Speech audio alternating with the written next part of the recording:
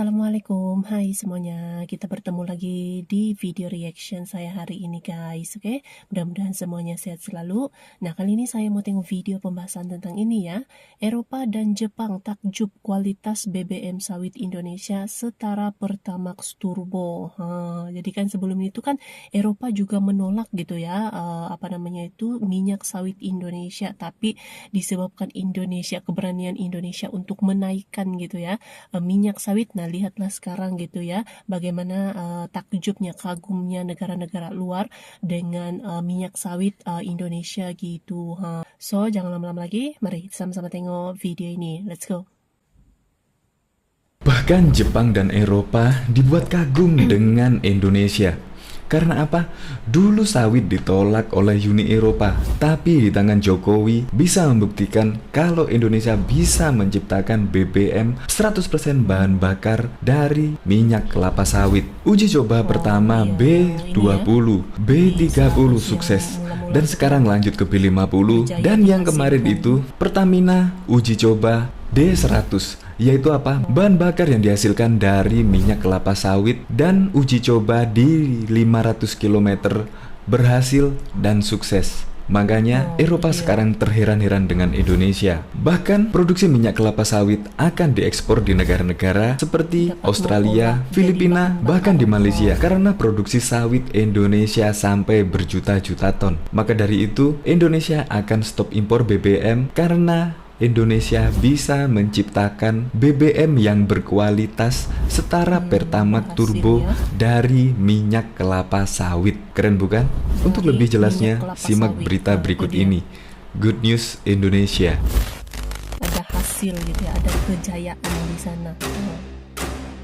Eropa panik, RI bisa ubah sawit jadi bahan bakar berkualitas. Penemuan ilmuwan Indonesia soal sawit lemparkan Eropa. Indonesia kan banyak melakukan ini ya, penelitian. Belum menyaksikan video ini, pastikan bosku jangan lupa subscribe, karena subscribe itu gratis plus bonus tonton video terbaru setiap harinya. Jangan lupa ya. Eropa takjub melihat kualitas BBM sawit bisa setara Pertamax Turbo. PT Pertamina Persero kini tengah mengembangkan bahan bakar berbasis kelapa sawit green gasoline yang hasilnya setara dengan Pertamax beroktan 92. Rencananya kilang testing lainnya, yakni Refinery Unit 4 Cilacap, Refinery Unit 2 Dumai, dan Refinery Unit 6 Balongan juga akan memproduksi bahan bakar dengan komponen sawit. Caranya melalui teknologi CO processing dengan menginjeksikan refinery blessed deodorized palm oil atau jenis crude palm oil yang telah diolah dan dibersihkan getah serta baunya ke minyak fosil. Uji coba pertama dilakukan di fasilitas residu fluid katalitik yang berada di kilang Pertamina Pelaju berkapasitas 20 million barrel stream per day. Dengan base tan 90,3 dilakukan injeksi RBDPO sebanyak 5%, hasilnya gasolin dengan kadar oktan 90,7%. Uji coba kedua menginjeksikan RBDPO sebanyak 7,5% dan hasilnya gasolin berkadar oktan 91,3%. Dengan hasil seperti ini, kami yakin proyeksi ke depan dengan menambahkan 10% RBDPO bisa menghasilkan gasolin dengan kadar oktan 91,6 dan suntikan 12,5% akan menghasilkan gasolin atau setara Pertamax berkadar oktan 92, kata Direktur Pengelolaan Pertamina Budi Santoso Sarif dalam memaparkan saat diskusi di Jakarta.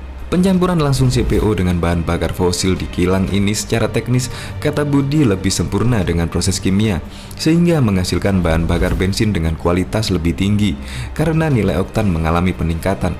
Menurutnya, implementasi CO processing tersebut telah menghasilkan green gasoline oktan 90 sebanyak 405 MB per bulan atau setara 64.500 kiloliter per bulan, dan produksi green LPG sebanyak 11.000 ton per bulan. Upaya ini sangat mendukung pemerintah dalam mengurangi penggunaan devisa, di mana Pertamina bisa menghemat impor crude sebanyak 7,36 ribu barel per hari atau dalam setahun menghemat hingga 160 juta US katanya. Untuk kilang Cilacap, Budi menuturkan akan dimulai pada kuartal 2020 di mana CO processing akan dilanjutkan unit TDHT dengan injeksi Cornell Oil sebesar 20-25% dari volume off-feed untuk menghasilkan green after. Tapi untuk Cilacap kita masih menunggu suplai RBDPO, sedangkan Balongan masih kita evaluasi jetinya. Di Pelaju lebih mudah karena ada tangki yang dimodifikasi untuk menampung RBDPO. Balongan tidak ada tangki, Dumai bisa pakai pipa, kata dia. Di Dumai, Budi menambahkan, CO processing akan dilakukan pada Februari 2020. Nantinya di kilang ini akan diinjeksikan RBDPO CPO sebesar 20-25% selama on-feed untuk menghasilkan green diesel. Di Dumai, Pertamina memakai katalis PIDO 130 hasil kerjasama bareng dengan ITB.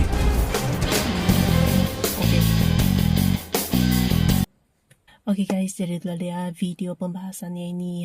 Jadi ini Indonesia berjaya membuktikan ya, sebab sebelum ini kan memang Eropa menolak gitu ya minyak sawit daripada Indonesia, tapi ini Indonesia berjaya buktikan dengan berhasilnya mengolah kelapa sawit ataupun sawit ini menjadi bahan bakar gitu ya. Kita sudah lihat ada uji cobanya juga B100 D100. Sampai Eropa dengan Jepang pun terheran-heran tuh bagaimana Indonesia dapat mengolah gitu ya sawit menjadi bahan bakar yang setara, dia punya kualitasnya ya, kualitasnya itu setara dengan Pertamax Turbo. Nah itu dia kan, Indonesia banyak melakukan penelitian, ilmuwan-ilmuwannya juga hebat-hebat gitu ya, jadi tidak mustahil sawit ini dapat diolah menjadi bahan bakar gitu. So terima kasih banyak sebab kamu sudah menonton video ini. Jangan lupa macam biasa untuk support channel saya dengan subscribe, like video ini, dan jangan lupa untuk komen juga, oke? Terima kasih banyak dan kita jumpa lagi di video seterusnya. Assalamualaikum.